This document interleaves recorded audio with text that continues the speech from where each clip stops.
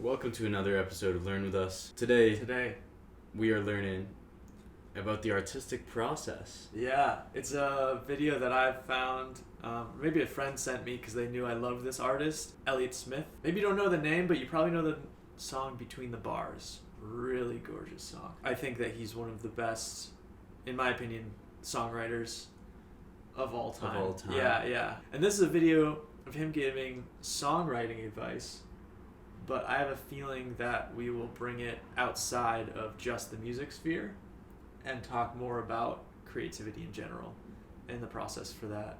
Which is so important for every human. Yeah. The video quality on this is also amazing. Amazing. Check this. I kind of imagine things just during the day, or I play pretty much every day, I don't have a very methodical approach. I think it's our imagination is the divine force, and if you just don't block it up, it'll come out and surprise you.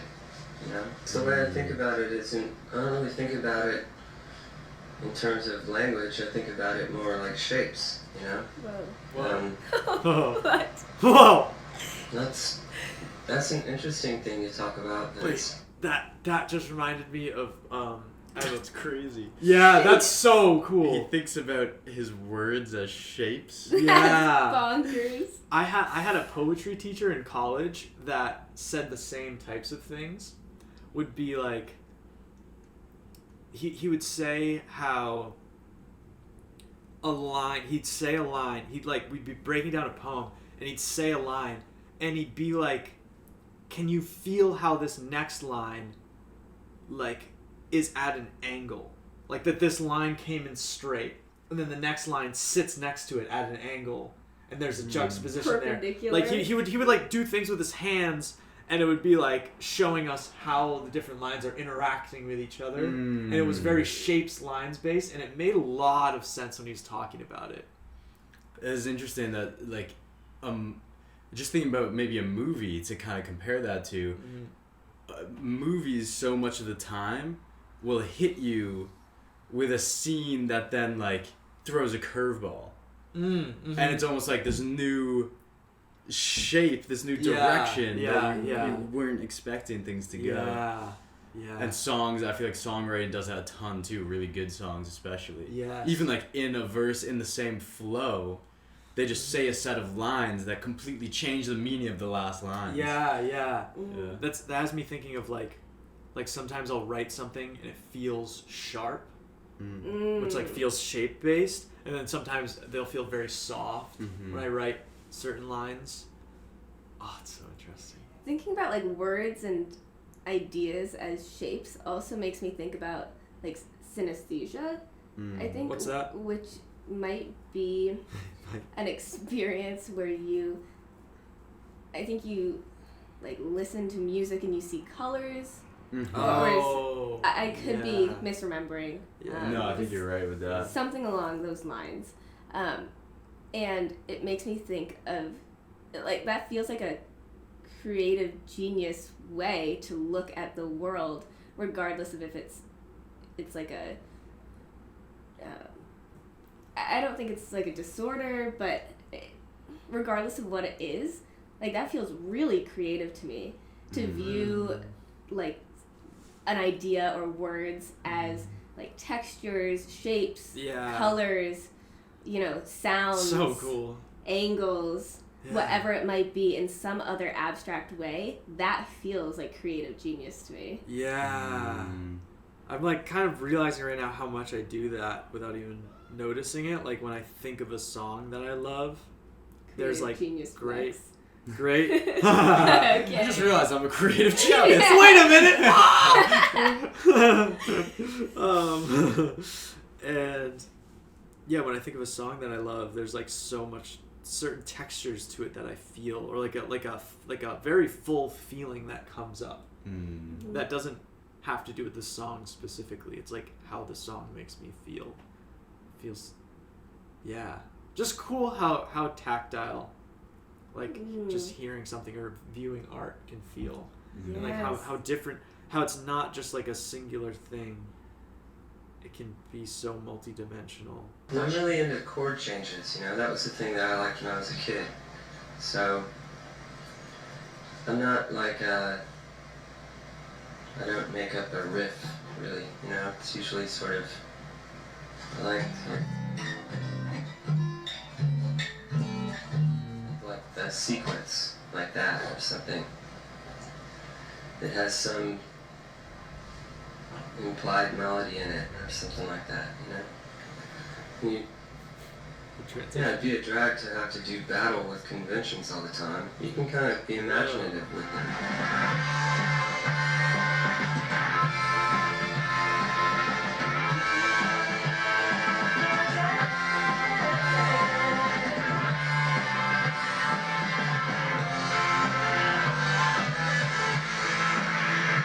I spend a lot of time just sitting around kind of playing and not really paying a whole lot of attention. Because if you're always looking at your fingers and you see what you're playing and you think, okay, I could go to this or go to that, or, you know, instead of just being like... Wow. That's so cool. Although most of those are normal chords, but this is some kind of, sort of like some sort of D7 or something. But it has an E in it. I don't know what it's really called. This is especially cool for me because I'm really into anything music related. But just the thought of, first of all, being fluent enough in guitar language to be able to just like let go of thinking about the right chord shapes and just kind of strumming it out and just like letting your fingers go, because sometimes when I know a song well enough on guitar that I don't have to look at my fingers or my strumming hand, it feels like way better. And then he said one bar earlier that was like, it can be a drag to get stuck in the conventions of music or something like that. I love that. And he was like, just be more imaginative. Yeah, he said at the very beginning, he kind of sees imagination as a divine force, and it will surprise you. Yeah, which is that's cool. Like, I was talking about this on another episode recently, but I do a lot of freestyle rapping, and it feels very similar to this, where like I'll be in the car freestyling, say a line, and it will like blow my mind, just because I didn't expect those words to come out in that order. And I'll just be in my car and like start slapping the steering wheel, be like, oh! But yeah, and I think it's a really beautiful thing to almost like not take credit for that.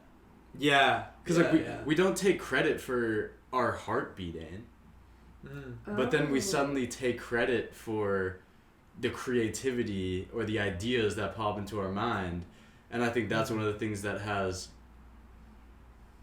really made God, or how I define God, real in my life, is that I have surrendered the idea that my thoughts are mine. Whoa. Because it's like they just show up. They do. They come in, whether you want them or not. Yeah. Is that not you? And maybe it's me, but it's like, you don't know. Yeah, you don't know, and I guess for me it's more profound. It's a more profound experience for me if I surrender that. Similarly to the way that like you can say thank you to your heart and your body for healing you when you get injured. Like, you got a cut on your arm because you did something stupid and fell down and like weren't looking where you were walking, and then the next day the cut is healed over. It's like I didn't do anything. There's some cells in my body. And it's like, cool. It just starts blowing your mind of like how there's some force that you're not in charge of that is taking care of you, that is literally mending your wounds. I want to go back to what Elliot Smith said about conventions, and also like not thinking too much about the specific chord shapes and progressions, and like not staring at his fingers like, okay, I gotta make sure I get the exact right sounds and shapes and whatevers, because I think about when I draw and I feel really in a flow state, I'm not thinking about the exact pressure and shapes that I'm writing and drawing, and I'm not thinking about my next move. I literally just let myself go, and there's almost like a lack of consciousness that comes with it that feels higher than my normal state. It's like a super consciousness that just knows how to... Good.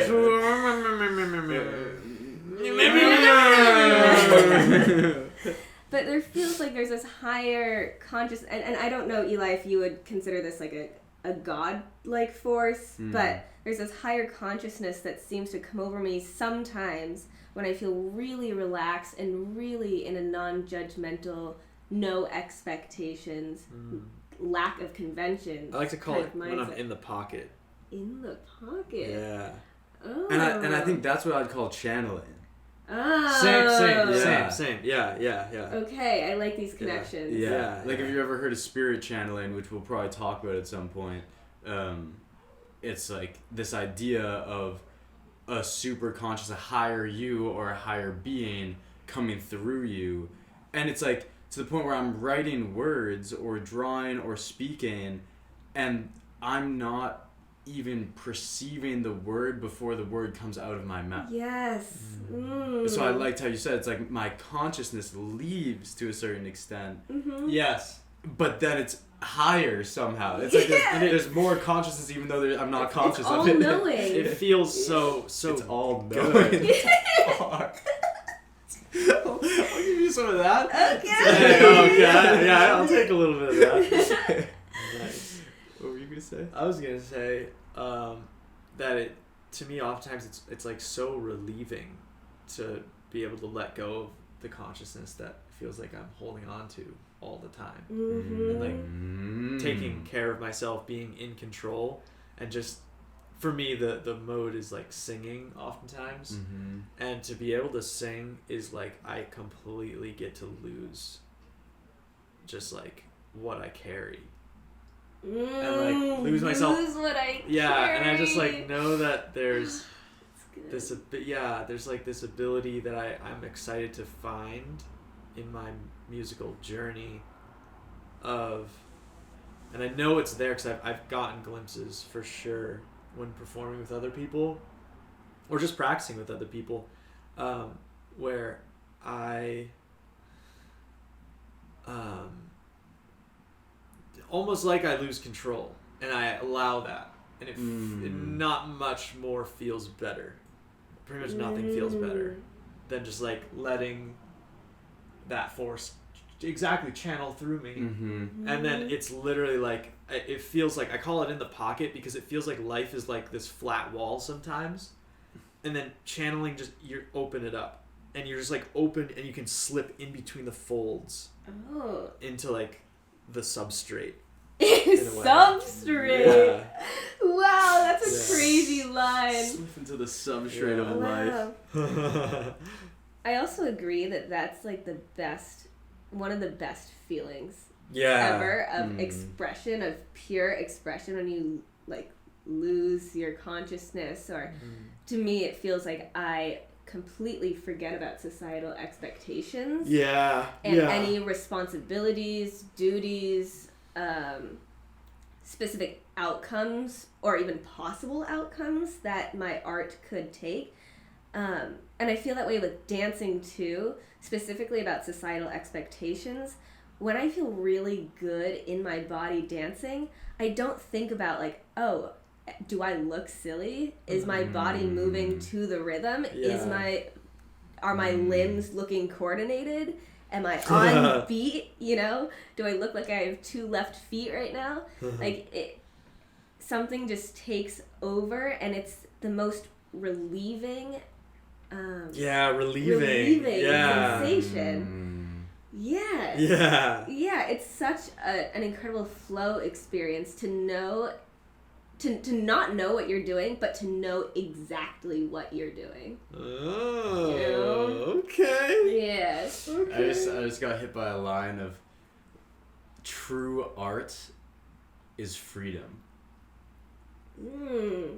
Maybe In through a freedom. sense. True. Art is only possible through freedom. Yeah, Oh, yeah, that- yeah. Well, I Ooh. guess I would say true art is freedom, and life itself is a form of art. Wait, back up.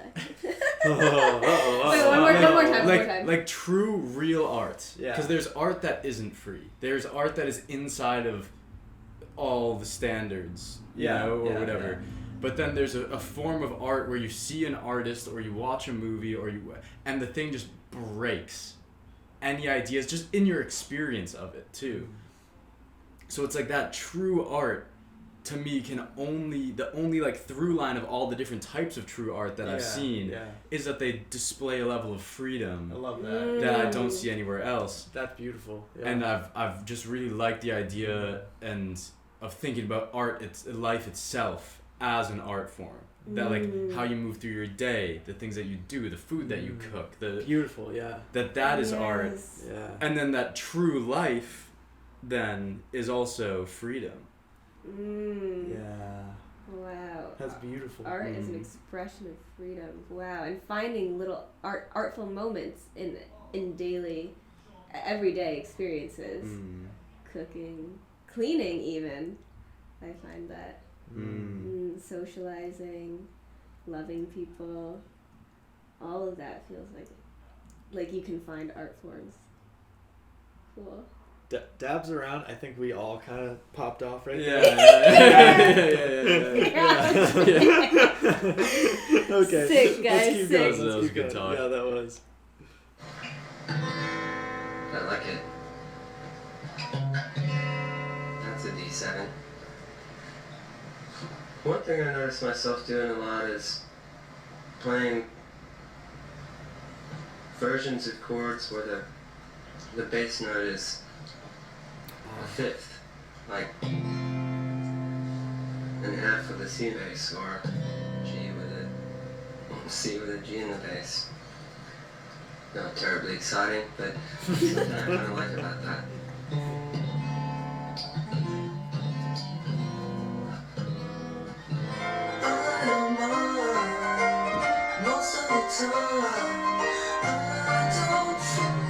This one, it's like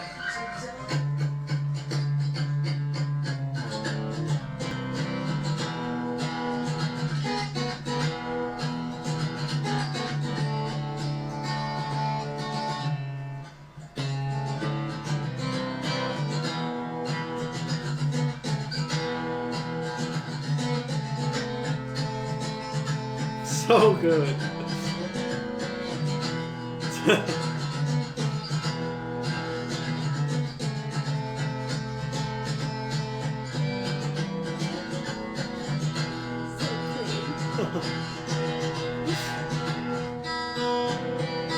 Oh yeah. So good. something like that. Something like that. Something like that. Okay, Elliot.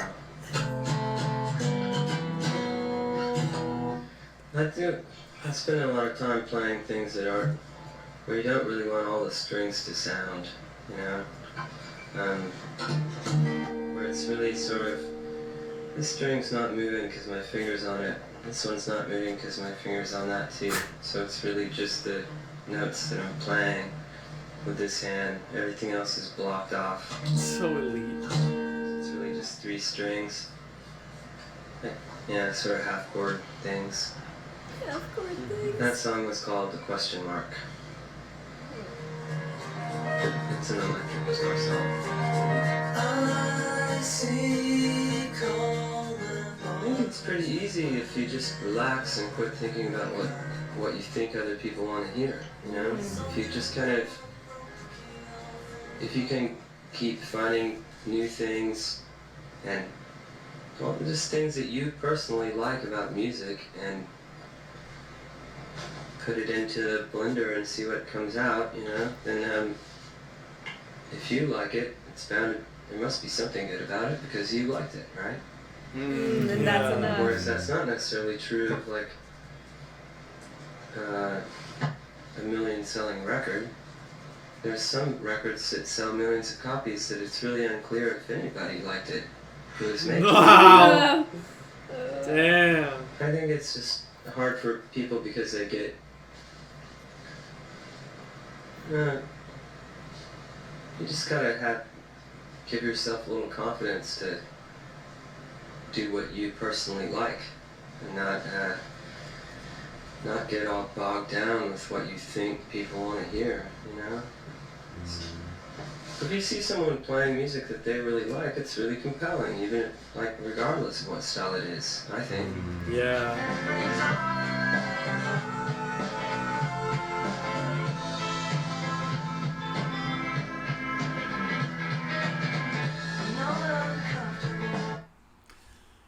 Wow. Big bars in that. So cool. I have like such strong feelings about true art as well, and about where it comes from and how misunderstood art is in our society. Where do you think true art comes from?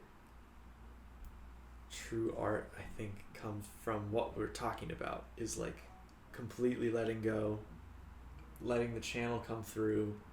And for me specifically, I don't know if this is with everyone, but it feels like I'm not considering, no one else is in consideration when I'm writing something. Like when it's true art for me, I don't think about anybody else, offending anyone. Like sometimes I'll like write a poem or something.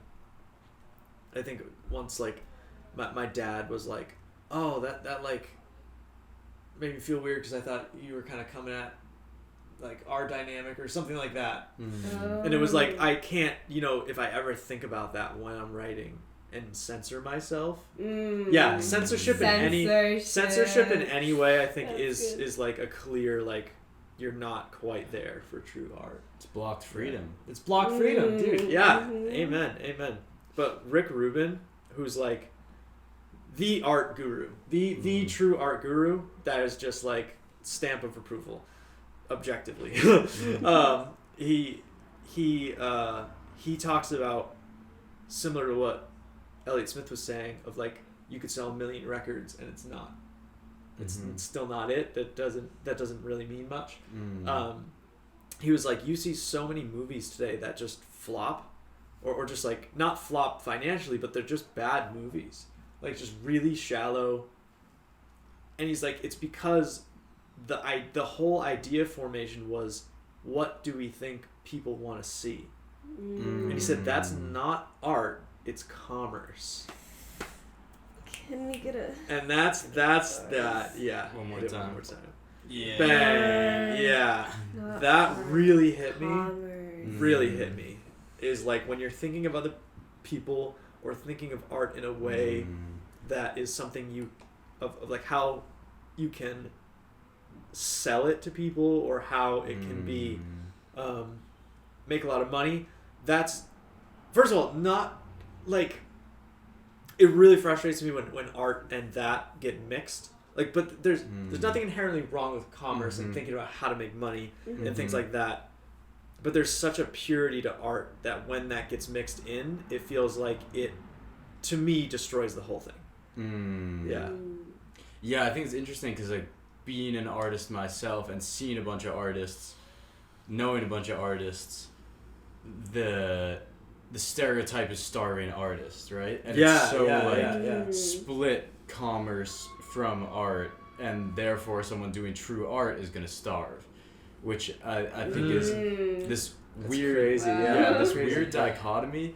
But the thing that keeps coming to me with where society is going right now is that as people become more conscious, we get to decide what we invest in. And as we decide what we invest in, those things will flourish and grow. Yeah. As in, like, we should invest in true art. We should invest in true art. You should be the judge who says, is this true art? Or, because a commercialized artist could also be the art that you like. Yeah. Someone who's like, I'm just trying to write a pop hit. Screw it. I like to put pop hits on in the background when I'm playing sports, and it's just fun. I like to work out to pop music. I like to dance to pop music. Cool. Doesn't matter. But also, when you see the people who are like doing the real art that strikes you, and you're like, whoa. Or on YouTube, all this stuff. The really cool thing about YouTube is that TV having to be the massive commercial entity is getting broken down. But what makes the small businesses possible, or the small artists possible, is just investing in them. And as you invest in them, they're gonna grow. And like we just have the power as people to just flip the whole thing on its head. True art movement. And just by investing in the things that are true in your life. I've really made a conscious effort to do that. Actually, not even a conscious effort. It's the cool thing is it comes really naturally with any. I've been going to so many live shows in this last year, and any of the bands that I've heard, and I'm like, oh yeah, this is what I'm looking for. I'll like promote the crap out of them. Like, and it's You're just so good about it's that. it's just so natural. Like, I'll just like put on my social media whenever they have a show or something like that, or I'll talk to all my friends about them and get them like potentially interested or hyped about this new band, and the artists are so appreciative all the time because they're all very small artists in the area, and they don't get at the moment. At the moment, and they don't get a lot of that, and they're just like, I've had multiple people like clearly view me as like their biggest fan, multiple bands, and it's just like, like I mean you guys are freaking awesome. Like, you're so cool. Why wouldn't I? It feels so natural to like hype them up because I'm so excited about it. And want other people to experience what I get to experience when I see them, because there are a lot of shows that I go to that don't feel anything like that. Like a lot of shows that I'm just not moved at all by, and I would love to be able to like promote the people that really move me and really, because I can even go see art and it puts me in the state of channeling. When I'm like moving my body. Secondhand. Like that is one of the coolest parts about it for me, is like my experience and my developing experience of seeing live music is like, and why I want to make it so much, and not just make it but also perform, is because I know how insanely amazing it can make me feel to be like moving my body or just experiencing art as like an like sensory experience, and to the music, and how that feels like sometimes I'll just like walk out of a show and I'm just like lit up all of a sudden. And like to give people that, and for me to feel that, maybe even times some when I'm on stage singing, like we're just doing good things. And like it's just good all around. And as a byproduct, having other people experience. Yes, exactly. Exactly. It's a byproduct of me, potential me being on stage, completely channeling, and then other people feeding off of that. And the cool thing is that like if you're not keeping, like when you're gonna perform, I'm guessing you're not gonna keep your audience like fully in mind. You're thinking about yourself, how you're feeling, and by purely channeling you yourself, like your creative genius, like your audience is going to feel that and experience you in a much cooler, like in an even more pure state. Like they're gonna get more by you being more pure. That's felt really good to me. Like I do understand other artists wanting to get people, the crowd, involved more, because that's a cool thing. But I just know that like if I'm thinking about how the crowd's perceiving me, I'm not doing it. And the cool thing about music too is that it's live. Like you're doing it live. Like you're doing true art live. Like you could make a true song, but then you like perform it live, and it's just like not like you're thinking of other people while you're performing it. And you can just do it over and over and over, and so it's just like it feels more active to me than like say, I don't know, another form. That's why it's so attractive to me, is because it feels so live and in the moment, in the live performance setting. That's like what I'm most interested in. And yeah, personally, I don't want to think at all about other people because I want to do weird shit. Like I want whatever comes through in the channel. I want that to be like if I saw a documentary once of the Doors, and the lead singer of the Doors, crazy dude, like just had his back turned for an entire performance. Wow. And I was like, if the thing inside me tells me to do that, or tells me to lay down, or tells me to like do whatever the fuck, I don't want there to be any blockage to that because of like, oh, what are people gonna think? Even live, and like how cool that's gonna be to be able to express myself in that way and like break down some of the things that have built up for me, like social anxiety wise and stuff like that.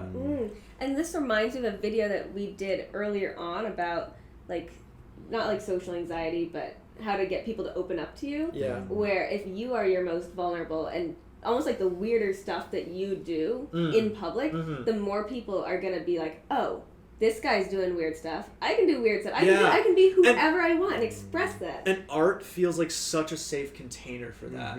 Because it's like, I just know that like being on stage, it's just like, the purpose is you can do anything. It's not like this, the purpose isn't to entertain or like give people a specific time. The freedom is that there's freedom. It's play. And it's like you don't get that. Like if you're in a workspace, a normal workspace, you don't have that. If you like, it's just daily life. You don't have that, and it's so cool to be able to get up there and just like, boom, here I am. I'm gonna do what I want up here, and that for me feels like a really safe container to express myself, and then to bring that into other parts of the world, of my life. Yeah, sounds really lit to me. And I just want to say, if any of y'all are artists or know of really cool artists who produce some like real, true channeled art, drop it in the comments. Let us know. We want to know. And so does our community. Yeah. Dang. Yeah, there's one thing that reminded me of, but I feel like it actually doesn't matter to say. I don't think it adds anything. Do you want to say it just to say it? No. Okay. That was wise. Sometimes you gotta just let the words rest. Gotta let them rest. True art is silence. Because silence is golden, and art is golden. And purple. Those are good colors. Golden and purple. Alright, let's get out of here. That was a cool deep dive on art. Yeah. Are you guys creative? Yeah. I love How are you creativity. creative? Also, listen to Elliot Smith. Gorgeous music. Best song. What song would you tell them to go listen to if you were trying to... Thank you. Angelus. One of my favorite songs ever. Angelus? Angelus, yeah. Elliot Smith, Angelus. One of my favorite songs lyrically, sonically, like guitar part wise. One of the most beautiful guitar parts I've ever heard. Yeah. So. Heard it here first, folks. Okay. I'm gonna listen to it. I'll probably show it to him today. Yeah. Okay. So, you better. You better. You better. Wait, let's all put our hands together for the goodbye. Peace and much love.